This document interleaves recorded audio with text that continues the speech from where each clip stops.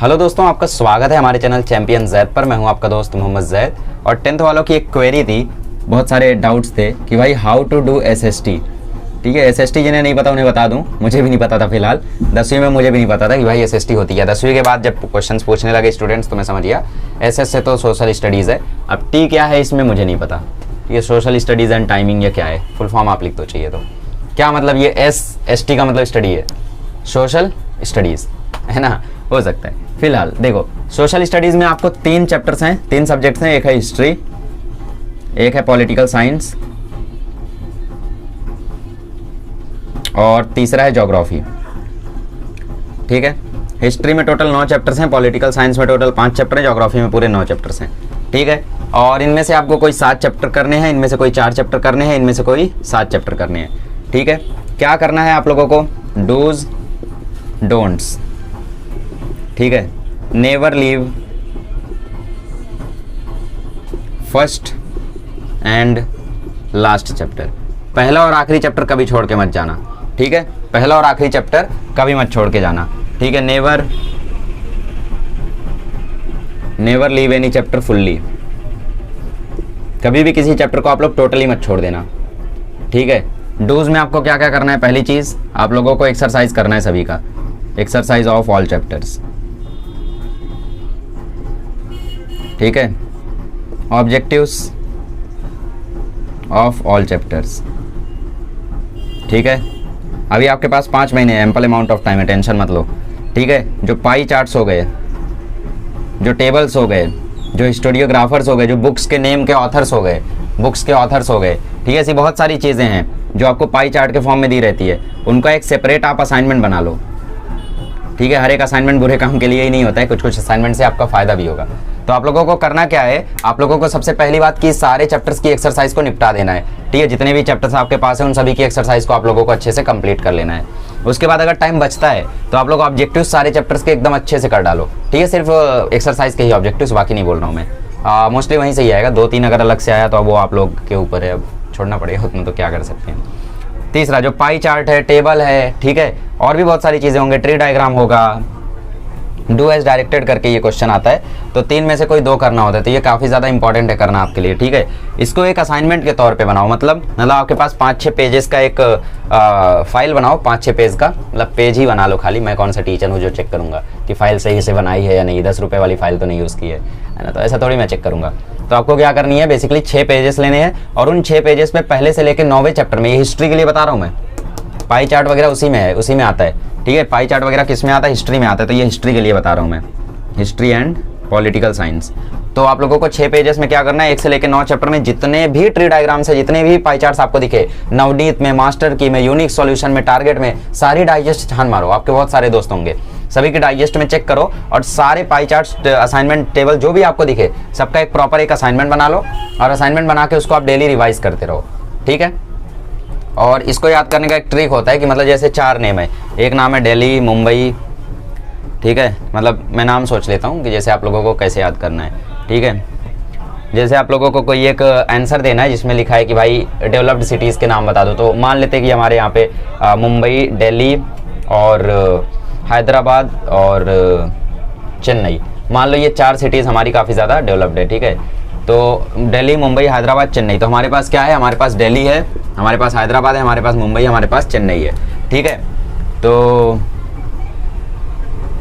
इसको आप लोगों को अगर याद करना है, ठीक है, तो इसको आप लोग ऐसे याद कर सकते हो, MDHC याद कर सकते हो बेसिकली। ठीक है, इसको आप शॉर्टकट बनाओ, मैड हैक मतलब MDHC, मैड हैक, तो इससे आप लोगों को याद हो जाएगा, या मेंढक बना लो, मेंढक। ठीक है, MDHC, तो M से मुंबई, D से दिल्ली, H से हैदराबाद, C से चेन्नई। तो ऐसे बहुत सारे शॉर्टकट्स आप लोगों को मिलेंगे। कहीं कहीं पे हो सकता है ऐसे वर्ड आए आपको, H आए, S आए, I आए, R आए, तो इसको आप बना सकते हो हिस्र। ठीक है, या फिर आप शीर बना सकते हो इसका।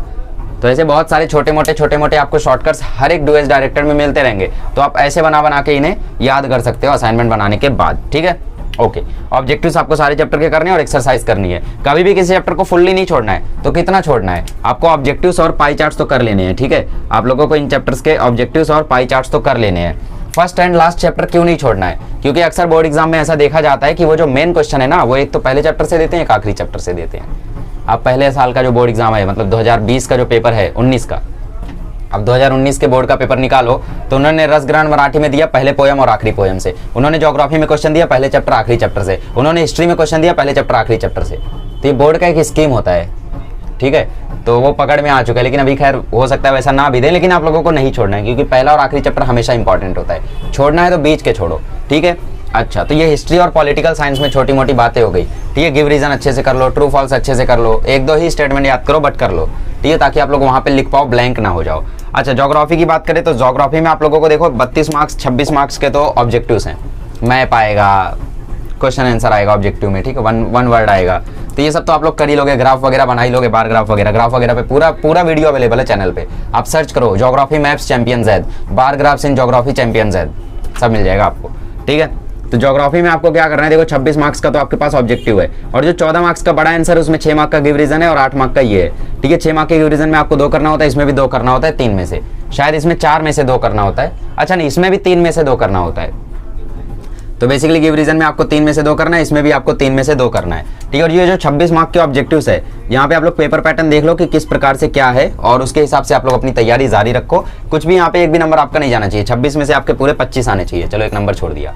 अब ये 14 मार्क्स में जो 6 मार्क्स का गिव रीजन है, उसमें जरूरी नहीं है कि आप कितने पॉइंट्स लिखते हो, जरूरी है आप कंप्लीट आंसर लिखते हो, यानी भले आपने 4 पॉइंट लिखे हैं बट आंसर कंप्लीट है तो आपको मिल जाएगा 3 मार्क्स, ठीक है। बट कई सारे टीचर्स को थोड़ा ऐसा रहता है कि नहीं यार 6 पॉइंट तो रहने चाहिए, तो आप लोग जबरदस्ती पॉइंट्स बना सकते हो, 1 पॉइंट का 2 पॉइंट आप बना सकते हो, मेरी स्ट्रेटजी आप जानते हो, ठीक है। तो इस तरीके से आप लोगों को ये गिव रीजन लिखने हैं। तो ये गिव रीजन में आप लोग 6 पॉइंट्स लिखो और इन क्वेश्चंस में आप लोग 8 पॉइंट्स लिखो, क्योंकि एक क्वेश्चन 4 मार्क का होता है, तो 4 मार्क के लिए 8 पॉइंट आपको लिखना होगा। तो बेसिकली ये 3 में से 2 करना ज़्यादा आसान होता है। और इसमें देखो मैं गारंटीड बोलता हूँ, फर्स्ट चैप्टर से एक क्वेश्चन फिक्स है, फील्ड विजिट चैप्टर से जो एक्सरसाइज है ना, वो एक्सरसाइज कर लो, उस एक्सरसाइज से इसमें एक क्वेश्चन फिक्स है, और बाकी जो एक क्वेश्चन आएगा वो पता नहीं कौन से चैप्टर से आएगा बट आएगा, ठीक है। तो मतलब 4 मार्क्स तो आपके यहीं पे फिक्स हो गए, तो 26 4 30 तो यही हो गया 29, मतलब पहले से तुम सोच लियो कि 26 में से 25 आएगा, इसलिए 29 बोल रहे हो, थोड़ा सेंस लगाया करो यार। अब ये 3 गिव रीजन में से 2 गिव रीजन हो सकता है आपका टेक्स्ट बुक से हो, लेकिन एक एक्सरसाइज से होना तय है, ठीक है। एक क्वेश्चन आपका एक्सरसाइज से आना तय है गिव रीजन में। ये फर्स्ट चैप्टर नहीं लिखा है मैंने, ये वो लिखा है एक चैप्टर एक्सरसाइज से आना तय है, ठीक है, गिव रीजन में। अब हो सकता है 2 भी आ जाएं, लेकिन एक तो फिक्स है, और इसमें 3 में से भी एक फिक्स है जो कि फर्स्ट चैप्टर ही होगा मोस्ट प्रोबेबली, ठीक है। सेकंड चैप्टर से भी आ सकता है। तो बेसिकली आप लोगों को करना क्या है, देखो इतनी चीज़ों को अच्छे से तैयार करना है, ठीक है। ज्योग्राफी में आप लोगों को फर्स्ट चैप्टर सेकंड चैप्टर बिल्कुल नहीं छोड़ना है, और 5th चैप्टर 4th चैप्टर और 6th चैप्टर के गिव रीजंस बिल्कुल नहीं छोड़ने हैं, ठीक है। 8th चैप्टर आप चाहो तो छोड़ सकते हो। और हिस्ट्री पॉलिटिकल साइंस की बात करें तो पॉलिटिकल साइंस में आप लोग सब कुछ करो, मैं तो बोलता हूँ सारे चैप्टर करो, 5 के 5 चैप्टर करो। हाँ, हिस्ट्री में हो सकता है आपसे 8वां चैप्टर ना हो, 7वां चैप्टर ना हो, तो ये आप छोड़ सकते हो, बाकी तो चैप्टर्स आसान है, ठीक है। तो इस तरीके से धीरे धीरे प्रिपरेशन कर रहे हो और करते रहो, पेपर पैटर्न देखते रहो और रिवाइज करते रहो, ठीक है। और SST के आंसर्स अगर नहीं याद होते तो रीड एंड राइट वाला फॉर्मूला यूज करो, जो कि मैं इतने बार बोल चुका हूँ। अभी एक और वीडियो आएगा जिसमें मुझे यही बोलना है, ठीक है। चलिए मिलेंगे अगले वीडियो में, थैंक यू सो मच।